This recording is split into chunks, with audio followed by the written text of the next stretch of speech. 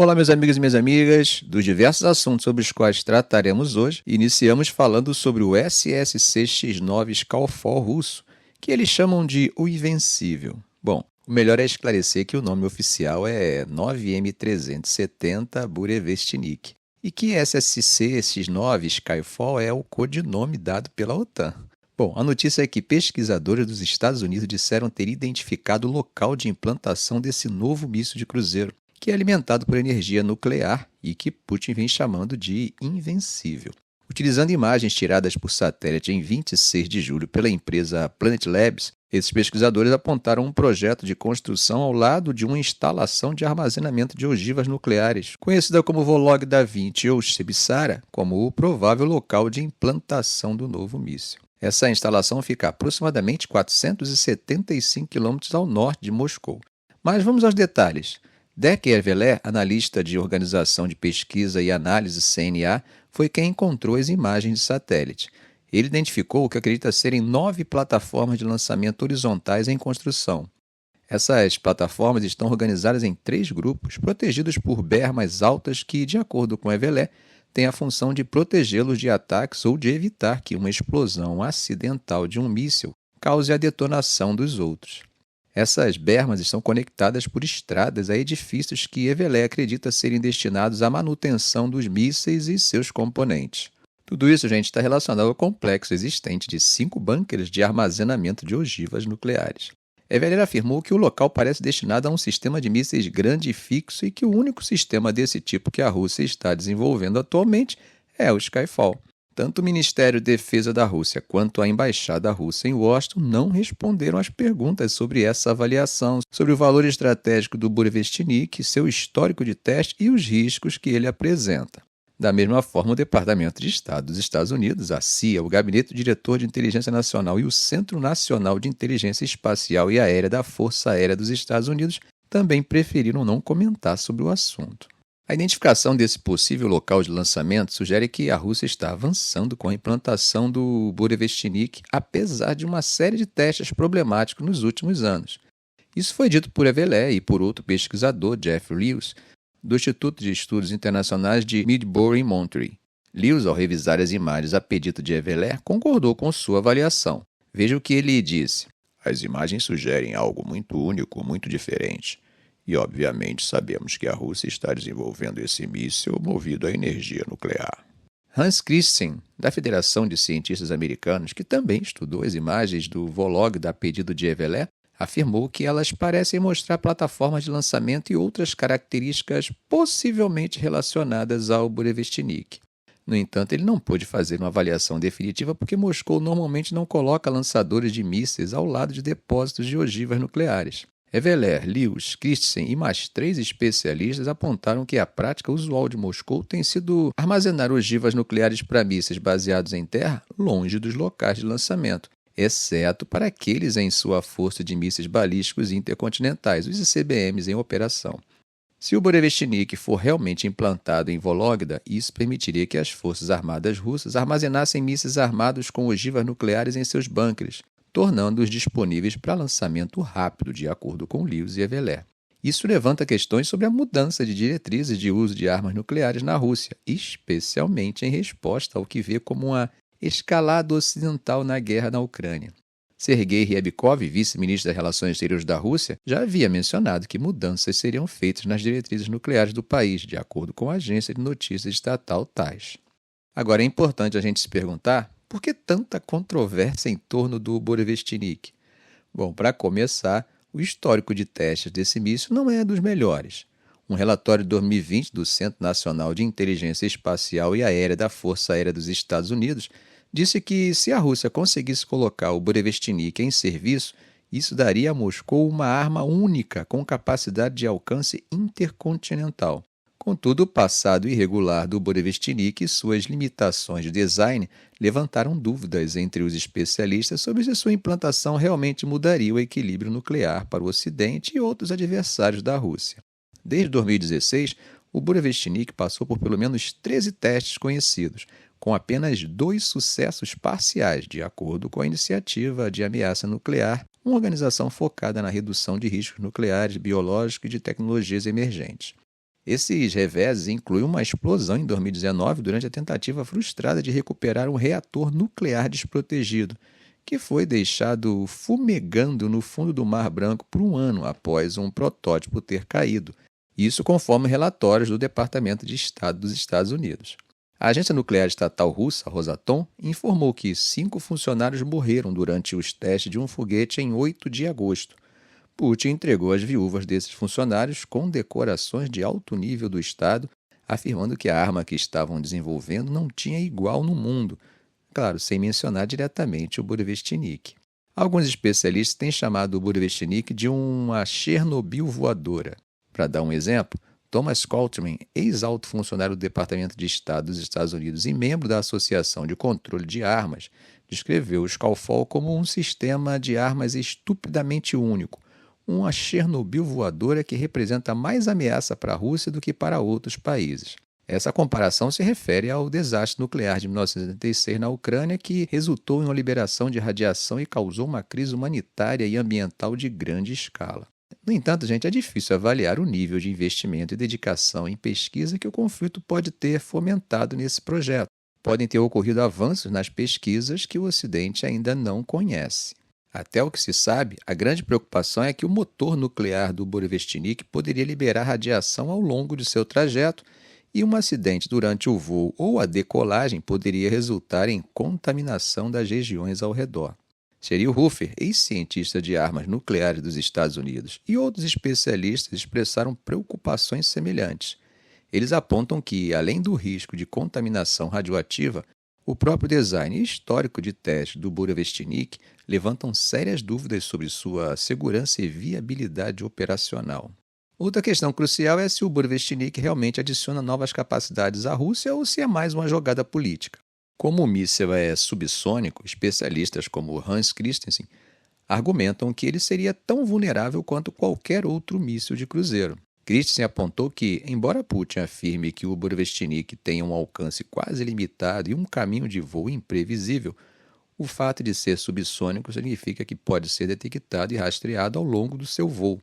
Segundo Christensen, quanto mais tempo ele voar, mais vulnerável se torna, pois há mais tempo para rastreá-lo. Explicando melhor, há uma estimativa de que o Burevestnik possa ter um alcance de cerca de 15 milhas, algo em torno de 23 quilômetros. Isso comparado às mais de 11 mil milhas, 17.700 quilômetros do Sarmat, o mais novo ICBM da Rússia. Então, mesmo que tenha um alcance maior, sua velocidade menor o torna mais suscetível a ser detectado e possivelmente interceptado. Isso levanta a questão: o que Putin realmente pretende com essa arma? Para alguns analistas, o Burevestnik parece ser mais um trunfo político do que uma arma de mudança de jogo. Pavel Podvig, um especialista com base em Genebra sobre as forças nucleares russas, sugere que Moscou poderia usar o Burevestnik como uma ficha de barganha em negociações futuras com o Ocidente. Ainda há outro aspecto importante. O Burevestnik não é proibido pelo novo START, que é o último acordo de limitação de armas nucleares entre os Estados Unidos e a Rússia, e que expira em fevereiro de 2026. O tratado até permite que Washington solicite negociações com Moscou para incluir o Burevestnik nos limites impostos, mas um porta-voz do Departamento de Estado dos Estados Unidos disse que não houve pedidos para essas negociações até o momento. A Rússia, citando a guerra na Ucrânia, tem rejeitado o chamado dos Estados Unidos para negociações incondicionais sobre um novo acordo, alimentando temores de uma corrida armamentista nuclear quando o novo START expirar. Mudando de assunto, mas ainda falando em Putin, ele afirmou que as forças russas estão avançando mais rapidamente no leste da Ucrânia do que há muito tempo, tomando vários quilômetros quadrados por dia. Putin fez essas declarações em um evento em uma escola na cidade de Kyzyl Tuva, localizada a cerca de 4.500 quilômetros a leste de Moscou. Durante sua fala, ele destacou que, diferentemente dos avanços limitados de 200 a 300 metros, como visto anteriormente, agora as forças russas estão assumindo o controle de áreas em termos de quilômetros quadrados. Prova disso são as batalhas intensas relatadas nas cidades ucranianas de Seridov e Ukransk, todas duas localizadas a poucos quilômetros da cidade estrategicamente importante de Pokrovsk, na região de Donetsk. Blogueiros militares pró-Rússia, como Yuri Polodiaka, mencionaram que há combates ferozes ocorrendo nessas cidades que, antes do início da guerra, tinham populações de mais de 20 mil e 10 mil pessoas, respectivamente. A agência de notícias estatal russa TASS informou que as forças ucranianas foram expulsas de parte de Seridov.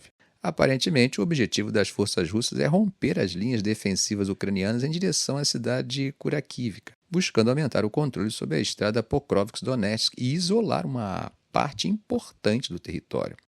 O Ministério da Defesa russo afirmou ter tomado controle da vila de Shukino na região de Donetsk, reforçando a percepção de que as forças russas estão pressionando suas posições de ataque em direção a Pokrovsk. No meio de todos esses avanços militares, a tragédia humanitária continua.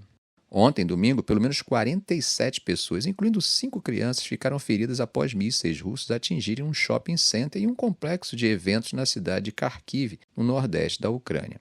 Esse ataque foi parte de uma série de ofensivas russas que incluíram o uso massivo de mísseis e drones para atingir cidades e instalações de energia em toda a Ucrânia. Zelensky, como sempre costuma fazer, aproveitou a oportunidade para renovar seus apelos aos aliados, pedindo permissão para utilizar mísseis fornecidos pelo Ocidente para atacar mais profundamente o território russo, com o objetivo, segundo ele, de reduzir a ameaça militar representada por Moscou. Em sua mensagem no Telegram, ele argumentou que não são necessárias forças extraordinárias, mas sim coragem por parte dos líderes mundiais para fornecer à Ucrânia o que ela precisa para se defender. Mas a Rússia também vem sofrendo com ataques em seu território. Para vocês terem uma ideia, autoridades russas afirmaram que unidades de defesa aérea destruíram 158 drones ucranianos durante a noite, e os destroços desses drones causaram incêndio na refinaria de óleo de Moscou e na estação de energia Konakovo, que fica na região vizinha de Tver. Até o momento, Kiev não comentou sobre essa ofensiva de drones e, como vocês sabem, a Rússia geralmente evita divulgar a extensão completa dos danos causados por ataques aéreos ucranianos. A agência de notícias TASS citou o vice-ministro das Relações Exteriores Sergei Ryabkov, dizendo que Moscou pretende revisar sua doutrina nuclear em resposta às ações ocidentais no conflito. Embora ele não tenha especificado o que essas mudanças implicariam, isso já é suficiente para causar um certo alarme. A doutrina russa nuclear atual, estabelecida em 2020 por decreto do presidente Putin, permite o uso de armas nucleares em caso de um ataque nuclear por um inimigo ou de um ataque convencional que ameace a existência do Estado. Bom, gente, enquanto isso, o ministro das Relações Exteriores da Polônia, Radoslaw Sikorski, declarou que os países que fazem fronteira com a Ucrânia têm o dever de interceptar mísseis russos antes que eles entrem em seu espaço aéreo, mesmo que isso vá contra a posição oficial da OTAN. Segundo ele, essa é uma obrigação de segurança para proteger os cidadãos, ainda que haja receio de que essas interceptações possam envolver a Aliança Atlântica diretamente no conflito com a Rússia. Sikorski argumenta que a proteção do espaço aéreo polonês é um dever constitucional e que, no caso de mísseis hostis estarem prestes a entrar em seu espaço aéreo, seria uma defesa legítima derrubá-los antes que cruzem a fronteira. Para Sikorski, o risco de destroços atingirem alguém é grande, uma vez que o míssil entra no espaço aéreo polonês. Apesar dessa postura firme, Jens Stoltenberg, o secretário-geral da OTAN, que está deixando o cargo, rejeitou a ideia, argumentando que essa medida poderia fazer com que a aliança fosse considerada parte do conflito. A posição de Stoltenberg reflete a linha cautelosa que a OTAN tem seguido desde o início da guerra, tentando equilibrar o apoio à Ucrânia com a prevenção de uma escalada direta com a Rússia. A Polônia assinou um acordo de segurança bilateral com a Ucrânia no início desse verão, e nesse acordo eles se comprometeram a explorar a viabilidade de interceptar mísseis e drones russos sobre o território ucraniano antes que eles possam alcançar a Polônia. O acordo sugere que ambos os países estão buscando maneiras de colaborar mais estreitamente na defesa aérea, o que poderia incluir ações preventivas em território ucraniano. Sikorski afirmou que as autoridades ucranianas acolheram essa ideia e indicaram que essas interceptações são bem-vindas. No entanto, gente, fica claro que essa abordagem traz preocupações sobre onde traçar a tal da linha vermelha de envolvimento da OTAN com o conflito, que, como temos visto, não é uma linha totalmente fixa. Alguns oficiais ocidentais argumentam que essa política poderia confundir as linhas vermelhas sobre a intervenção ocidental e, potencialmente, provocar retaliação russa. Kiev tem pressionado seus aliados ocidentais para se envolverem mais no conflito, inclusive fornecendo cobertura de defesa aérea sobre o oeste da Ucrânia a partir de baterias localizadas em território da OTAN. A Ucrânia também solicitou repetidas vezes a imposição de uma zona de exclusão aérea sobre o país, um pedido que a OTAN tem consistentemente negado por medo de confronto direto com as forças russas. Apesar das preocupações com a escalada, há sinais de que algumas dessas linhas vermelhas podem ser bem flexíveis. Mykola Nazarov, analista de segurança do think tank Globsec em Kiev, destacou que as decisões anteriores de enviar mísseis de longo alcance, tanques modernos e jatos F-16 indicam que os aliados ocidentais estão dispostos a reconsiderar suas posições. Ele argumenta que a pressão ucraniana é para permitir que a Polônia intervenha mais diretamente, especialmente porque a Ucrânia não possui os recursos aéreos necessários para cobrir todo o seu território de forma eficaz, principalmente no oeste do país. Bom, gente, atravessando o Mediterrâneo, nas últimas 24 horas, pelo menos 48 palestinos foram mortos pelas forças israelenses em vários pontos da faixa de Gaza. Esses confrontos entre as forças israelenses e militantes liderados pelo Hamas ocorrem em meio a uma campanha de vacinação contra a poliomielite para crianças na região, que é coordenada por autoridades palestinas e pelas Nações Unidas. Mais de 80 mil crianças foram vacinadas contra a poliomielite nas áreas centrais de Gaza no domingo, no primeiro dia da campanha.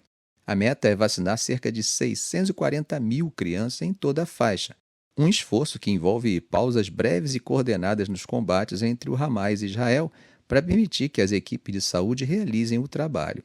Até o momento, não foram relatadas violações perto das instalações de vacinação.